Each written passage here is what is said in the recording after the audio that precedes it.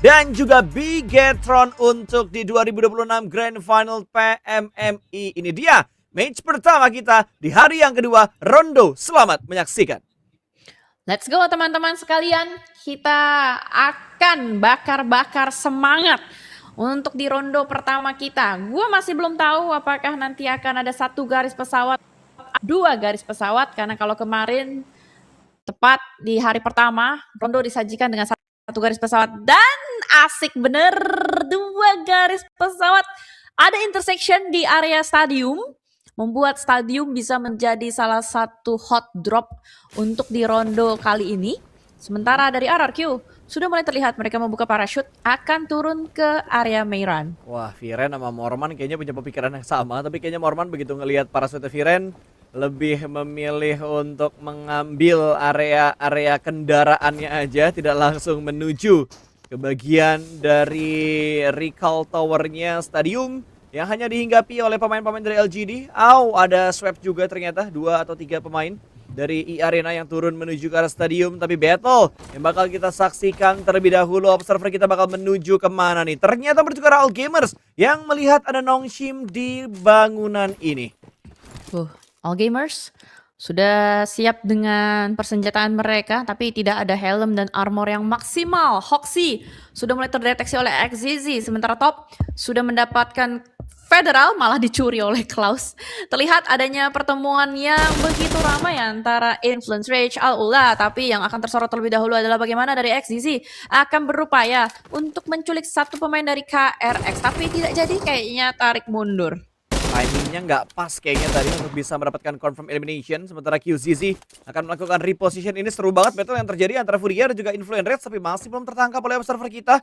Karena yang bakal disorot adalah perjuangan dari All Gamers, ada KRX dan juga Nongshim. 3-way showdown yang bakal terjadi di arena Neox Factory. Walaupun perangnya belum pecah, tapi kita ngintipin yang perangnya udah pecah duluan di mana Aurora dapetin pemain dari Furia. 3-way showdown juga terjadi di arah Yulin. Masih menunggu momentum supaya bisa mendapatkan pundi elimination, karena Furia udah unggul dari 3 elim yang mereka dapatkan. 3 eliminations tersebut dari Silence dan juga Ayala, Aurora. Hanya ada 1 pemain terakhir harapan untuk bisa melakukan recall terlebih dahulu.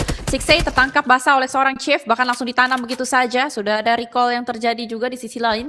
Kita melihat bagaimana dari Deep Plaskia akan nge-press seorang chief dengan adanya 1 granat dilontarkan ke arah bagian dalam.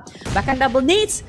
Aduh, mantul dari Nolbu. Tidak mendapatkan seorang chief, malah chips yang ditangkap oleh chief. Nah, bingung gak lu? Ada chief, ada chips. Ini kalau orang Sunda gimana cara bedainnya? Ada chief. Ada chips. Pokoknya semuanya chip. Kalau orang Sunda yang bilang Hyunbin, dia lengah. Karena double pick juga dilakukan oleh pemain-pemain dari All Gamers. 2 elimination mereka dapatkan, tapi no problemo. Kita lihat di bagian live statusnya Aurora masih bisa melakukan recall. Tanda kuning itu berarti recall, tanda merah itu berarti knock. Kalau udah abu-abu berarti sudah dipulangkan ke arah lobby, tapi kalau biru orangnya masih sehat walafiat. Alhamdulillah masih sehat walafiat. Alhamdulillah. Itu suara apaan? Sehat. Alhamdulillah. Enggak, bukan, tadi ada kayak suara alien gitu. Kayak telinga gue deh ketempelan setan budak. Gak apa-apa, kita akan melihat lagi di sisi area tooling. Ada tim dari Nongshim yang akan fokus dengan looting saja, tidak ada pertemuan dengan tim-tim lain. Hongshan dikuasai oleh Weipo Gaming, Bigetron ada di sekitaran recall dari Fongtun, dekat sekali sebetulnya dengan Furia. Lalu Yulian masih bersih tegang antara Al-Ula dan LGD Gaming. Weike yang cukup dekat sudah dapat informasi sepertinya. Yasser kelihatan di depan sana.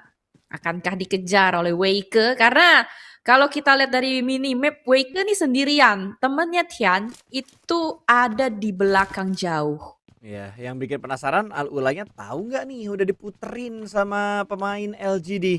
Kalau dari gelagatnya harusnya bakal tahu ya, karena Cloud masih menunjukkan crosshair-nya lagi-lagi ke arah pemain dari LGD. Tian ada di arah depan, sementara Weike kalau kata Jelly sudah mulai mendekat. Tian yang bakal menjadi sebuah distraction dan Waker datang di waktu yang tepat. Klaus tumbang dengan sangat mudahnya. Mereka tidak memprediksi dan tidak aware dengan kedatangan pemain LGD di belakang mereka. Satu confirm elimination mereka dapatkan.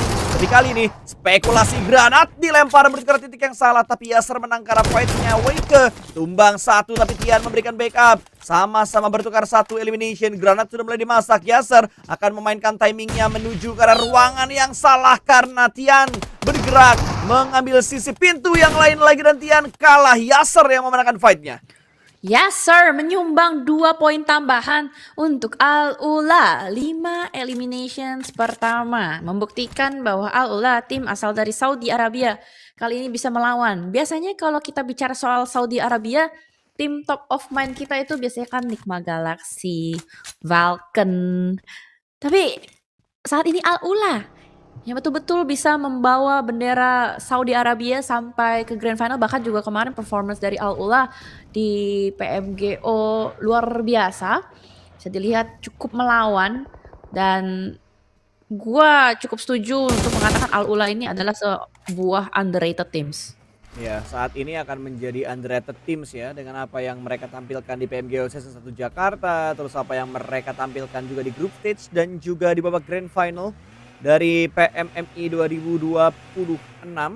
Sementara kalau kita mengecek keberadaan dari tim-tim yang lain lagi, Tianbar juga EA, jarak yang tidak terlalu jauh di antara kedua tim ini, tapi belum ada perang yang pecah. Karena dari arah Milu lebih memilih mengamankan high ground, sementara beberapa pemain dari EA bertahan di arah compound mereka. Informasi masuk follow up sudah mulai datang. Morman akan digeprek oleh pemain-pemain dari Tian. Bacing sudah mulai melakukan screening. Tembakan dari Morman sudah mulai dikeluarkan. Morman ready dengan shotgun EA-nya, tapi Milu juga datang di arah titik yang lain lagi. Follow up kembali lagi mendekat. 3 pemain menghadapi 1 pemain, tapi gue terdistract karena tiba-tiba RRQ harus tumbang 1 anggota mereka. Morman masih bisa mempertahankan tempatnya sejauh ini, menggocek kembali menuju ke luar. Kelihatan pergerakan dari Morman, kayak kira Mas belum bisa mendapatkan Morman. Follow up-nya mana, Morman tumbang. QZZZ mendapatkan posisi dari seorang Morman, tapi Tourniquet datang. Walaupun terlambat, setidaknya ada proses penyelamatan yang dicoba lakukan oleh E-Arena. Kokangan granat dari Tourniquet akankah connect atau tidak? Lempar ke arah bagian luar, tidak connect pastinya karena jendela-jendela dari rumah Rondo ini ada tralisnya. Agak nyebelin memang untuk bisa dilemparkan menuju ke arah bagian dalam. Ultimers dan juga RRQ masih bersih tegang saja. Gue nggak tahu hasilnya akan seperti apa. Tapi yang terlihat adalah pemain-pemain dari RRQ hanya menyisakan 2 yang aktif saja. Sementara kita akan fokus dengan bagaimana Acing terus ngepres menuju ke arah pahlawan kesiangan, Nerpeko. Juga di sisi lain sudah mendapatkan seorang Hua-Hua. Bisa gak sih ini 2 layar aja? Gue penasaran banget tuh yang di RRQ ada apaan sebenarnya. Minimal split cam kayak kecil gitu di sebelah kiri kan, nutupin PMMI-nya dulu. Dari tadi yang kita ngelihat aset yang muncul kayak ada yang nge-recall lapar lah, ada yang nge-recall yang lain-lain lagi lah. Nggak ada pembagian kamera untuk melihat aksi-aksi dari RRQ. Yang silih berganti juga, tapi granat bakal dilemparkan tidak terlalu matang. Tourniquet mendapatkan chance untuk melakukan perpindahan tempat, membuat granat yang dilempar tidak membuatnya knock.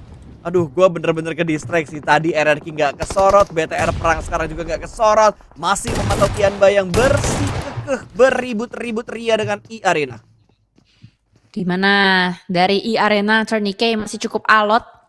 Belum bisa tergeser sama sekali. Swaps ada di bagian belakang to the rescue. Tapi Tourniquet kayaknya nggak mau menunggu Swaps mendekat. Baru aja diomongin Swaps sudah mendekat. Tapi Tourniquet melihat ke arah bagian kiri, tidak melihat menuju ke arah bagian Eagle. Langsung ditanam, berhasil.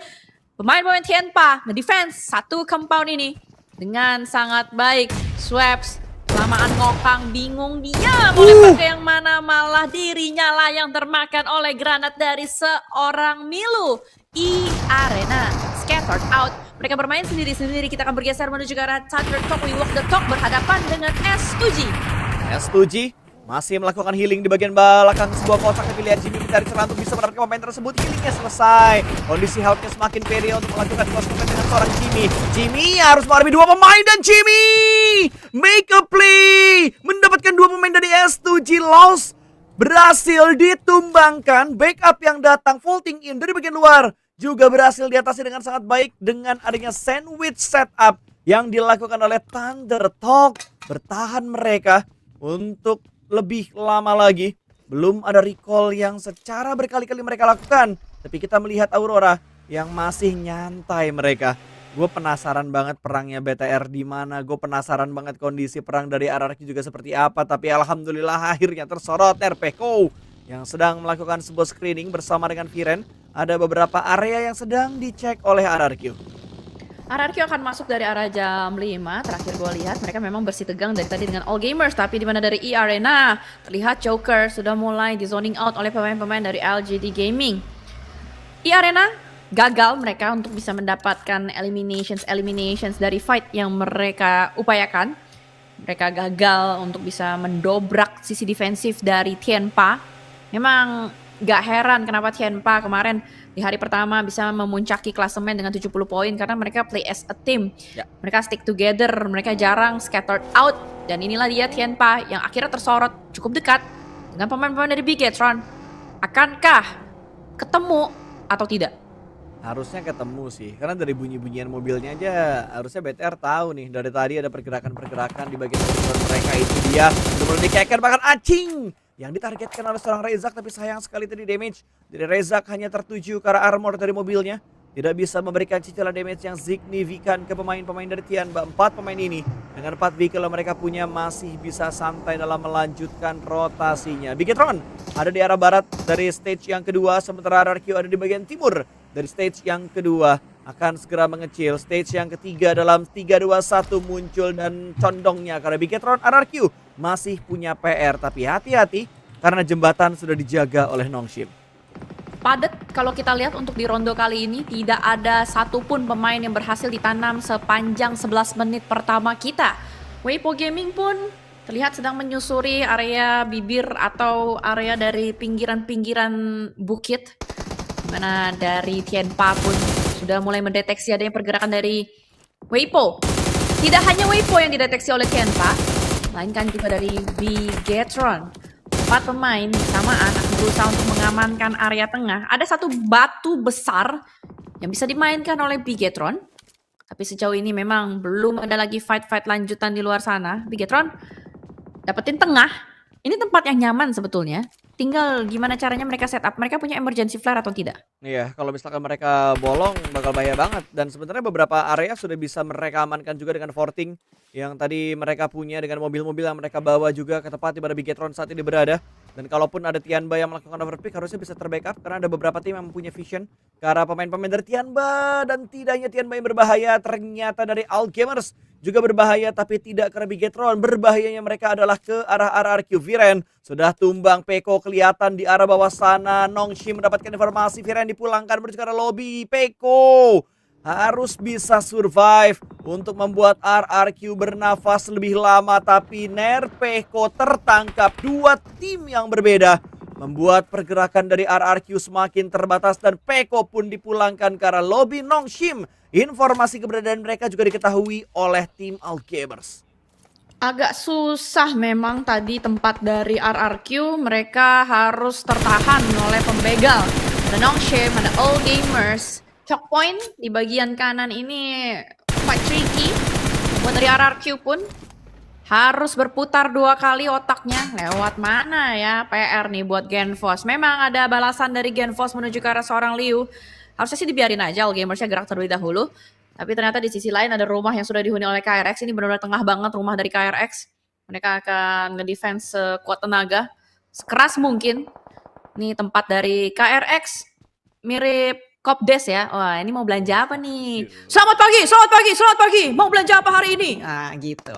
Yang penting sekarang buka, besok buka. Jangan tiba-tiba tutup. Yang mau belanja pusing nanti tapi kami. Hui, defense-nya mereka rapi banget untuk bisa mendapatkan pemain dari arah EA tadi. Tapi Petok terjadi dengan begitu cepat. Loss hanya bisa menunggu di arah luar. Kali ini Swap masih membaying time, tapi Ternike langsung dipulangkan menuju ke lobby. Loss masih ada di bagian luar dari broken wall-nya. Swap mendapatkan follow up. Joker pun datang. Double nades dilemparkan, membuat pemain-pemain dari S2G rontok. Bahkan S2G menjadi tim pertama yang pulang ke lobby. Tapi masalahnya LGD Gaming sedari tadi sudah ngeker tempat pertempuran antara E-Arena dan juga LGD.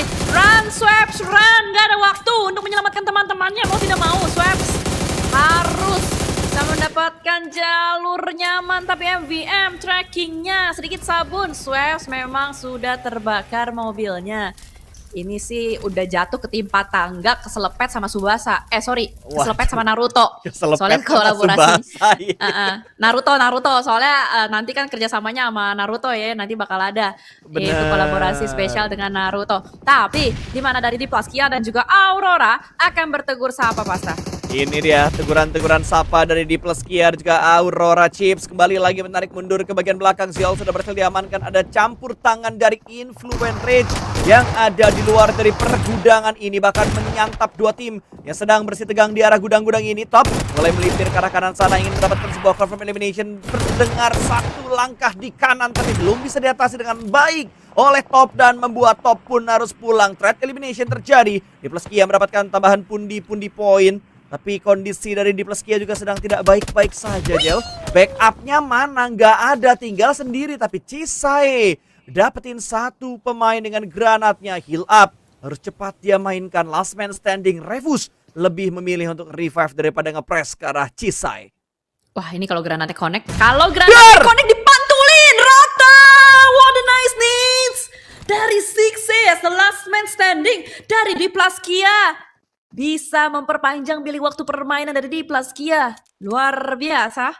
Tapi kita juga akan melihat menuju ke arah jembatan yang sedari tadi berdarah-darah. RRQ, tadi mereka dipotong di jembatan ini. Tapi apakah RRQ bisa motong balik pemain-pemain dari All Gamers atau tidak? Liu sudah berpijak pada daratan, tapi Viren tembakannya dihentikan. Aduh. Tidak yakin Viren. Ragu-ragu, ruga-ruga, akhirnya jadi nice try untuk RRQ. Nice try untuk Viren. Gagal setidaknya menambah pundi elimination. Kalau saja tadi menang, akan ada tambahan poin yang didapatkan oleh RRQ dan memperpanjang billing waktu untuk RRQ. Hanya puas di hashtag ke-12 untuk RRQ kali ini. Setidaknya ada tambahan elimination yang berhasil dikumpulkan oleh RRQ di match yang pertama. Ada elim-elim yang membuat mereka mengejar peringkat-peringkat atas. Tapi AG sudah ada 50 total poin yang mereka miliki untuk sementara ini.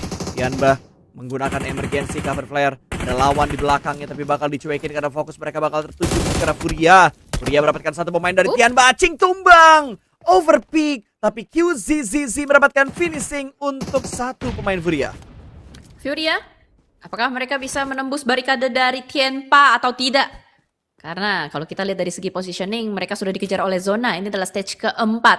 Bukan tempat yang nyaman buat nahan. High akan mencoba keberuntungannya dengan satu granat. Ku coba lempar manggis. Akankah mendapatkan janda? Tapi ternyata dapat! Chief, dapetin seorang Eagle. Connect needs-nya. Dan akan ada percobaan kedua, ketiga, keempat. Granat demi granat terus dilontarkan. Pressing dari Fury menuju ke arah Tianpa. Membuat mereka bisa bergerak maju. Bisa mendapatkan space. Tapi apa daya, QZZ bisa take cover dari sisi yang berbeda. Bahkan ada follow up nest menuju ke arah bagian Higers. Ayala pun terdeteksi di depan sana. Tianpa hanya dengan QZZ saja. Bisakah dia bertahan? Bahkan lemparan dari Molotov Furia belum bisa membakar QZZ. Ini tinggal sendirian. Ayalanya tersandwich di arah batunya, bakal ada free fire dari bagian belakang. Ayala tak menyala. Ayala pulang menuju ke arah lobby Furia. Tidak berhasil mendapatkan banyak poin di match yang pertama. 9 tim tersisa dan lihat geragasnya dari Thunder Talk. Udah ada 9 elimination mereka kumpulkan. Sementara kali ini mereka juga akan membangun sebuah pergerakan. Tianba tadi bukan Thunder Talk, sedikit ke gocek gua sama tim-tim dari PL yang sudah mulai berkumpul. 8 ternyata yang dikumpulkan oleh Tianba. Kali ini ada tamu yang tidak mereka undang. Battle antara tim PL bakal terjadi tapi Tianba sudah ada di bagian luar. Retake akankah berhasil dilakukan oleh Thunder Talk? Kalau kita lihat dari posisinya sebenarnya kebalik. Malah dari Tianba yang saat ini ada di posisi Furia yang udah pulang ke arah lobby. Tapi ketika Thunder Talk, We Walk the Talk berhadapan dengan Tianpa, diam-diam KRX ikut campur dari bagian belakang. QXZZZ mendapatkan QZZZ, menyembangat ZZZ di sini. Tapi Ajay akan mencoba lemparan granatnya menuju ke arah pemain Tianpa.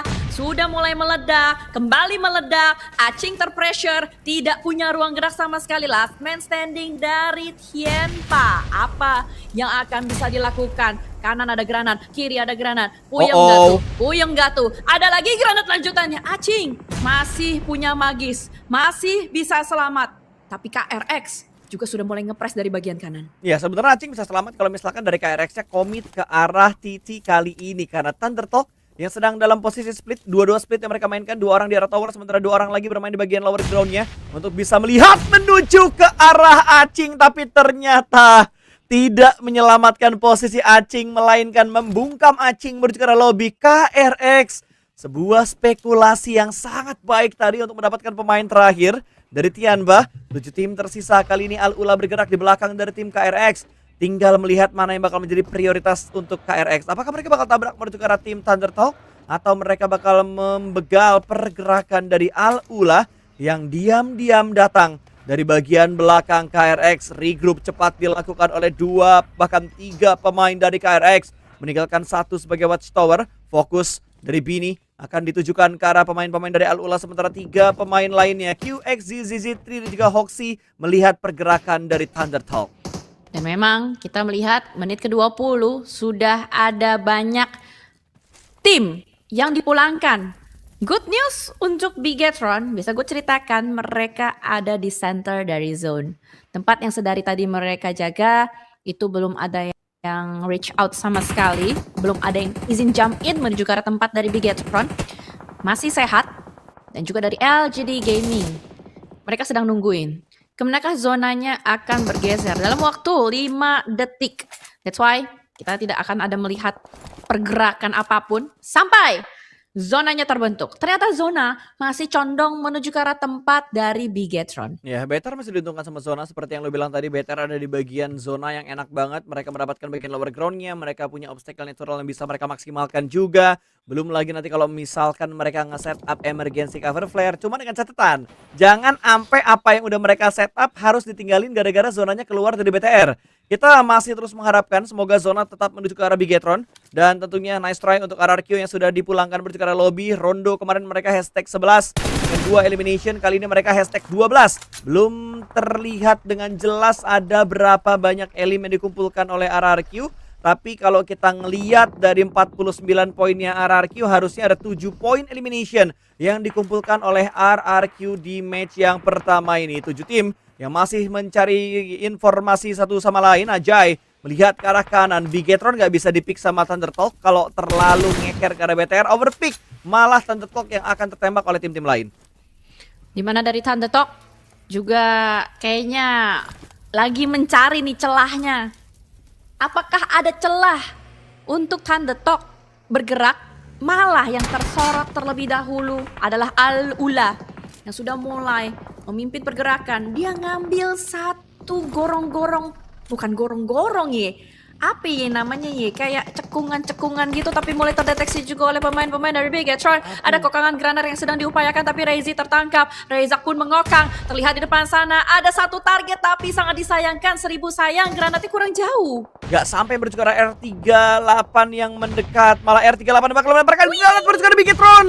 Untungnya reposition yang dilakukan oleh Bigetron membuat mereka masih terselamatkan, tapi Reizi masih butuh untuk di revive terlebih dahulu untuk membuat pertahanan dari Bigetron semakin kuat. KRX pun mendekat menuju ke arah Bigetron. Udah dikelilingin nama tim-tim yang banyak banget ini cuy. KRX yang ngedeket lah, Al-Ula yang ngedeket lah. Belum lagi pantauan-pantauan dari IRN dan juga influencer setelah Bigetron akan menjadi pusat perhatian dari 6 tim yang lainnya, Jel.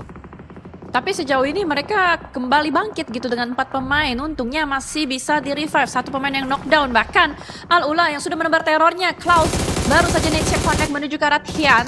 Thunder Talk sangat susah mereka untuk bisa bergerak masuk. Apalagi nggak cuman dari Al-Ula yang melihat. Ada juga Influence Rage, Pedrinho yang sudah proning shoot menuju ke arah mereka. Pedrinho, vehicle explosionnya bisa membungkam seorang Ajay. Dan headshot. Gila, ribut. Gila itu satu pelor tadi. Bikin Reizi dapat 1/4 HP bar aja. Tapi untungnya tempat dari Bigetron ini banyak cekungan-cekungan maut gitu yang bikin pada akhirnya itu spot yang menurut gue sejauh ini adalah prime spot.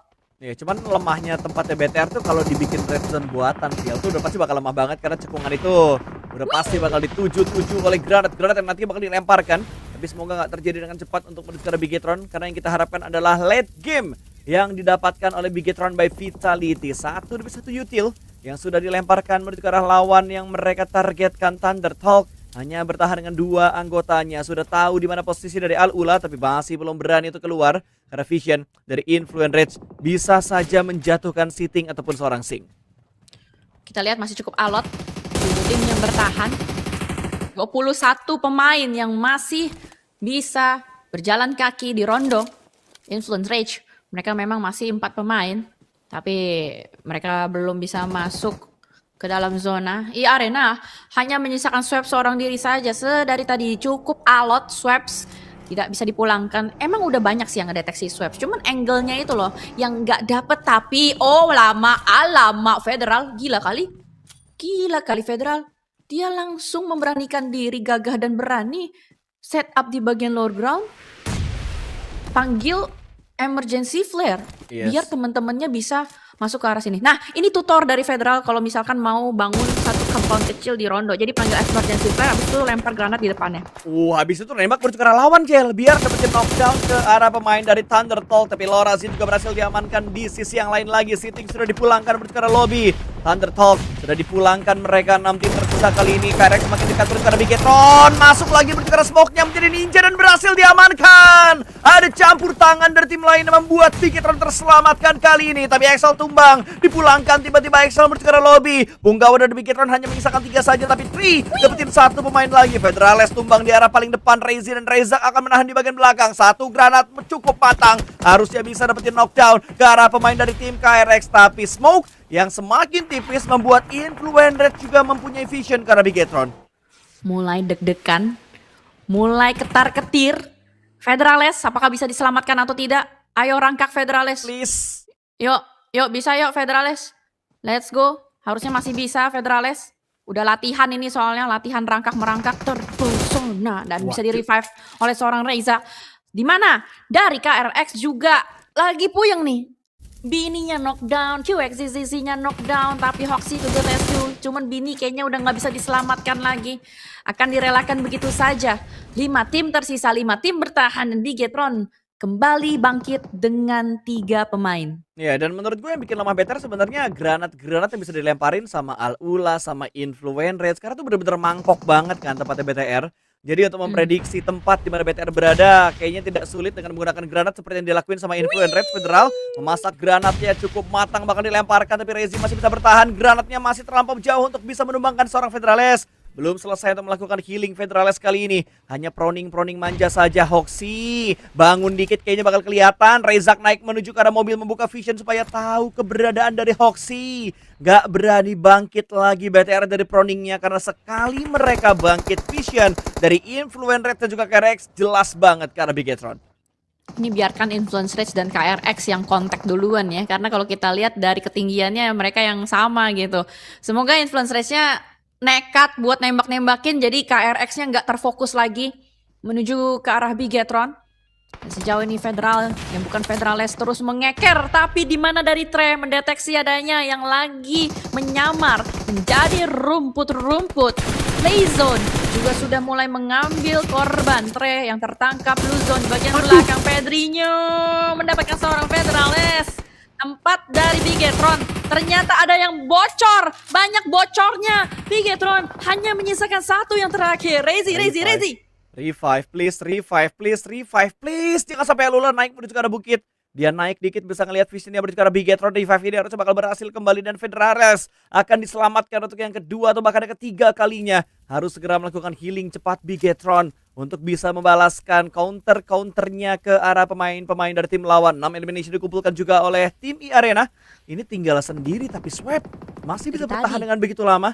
Dari tadi bahkan gak ada angle yang tertuju ke arah Swap, gak ada prediksi granat ataupun util ke arah Swap yang saat ini sudah membangun mangkuk di samping dari emergency cover flare. Ada cover flare lagi yang di call, entah dari Bigetron ataupun dari Influence Rage.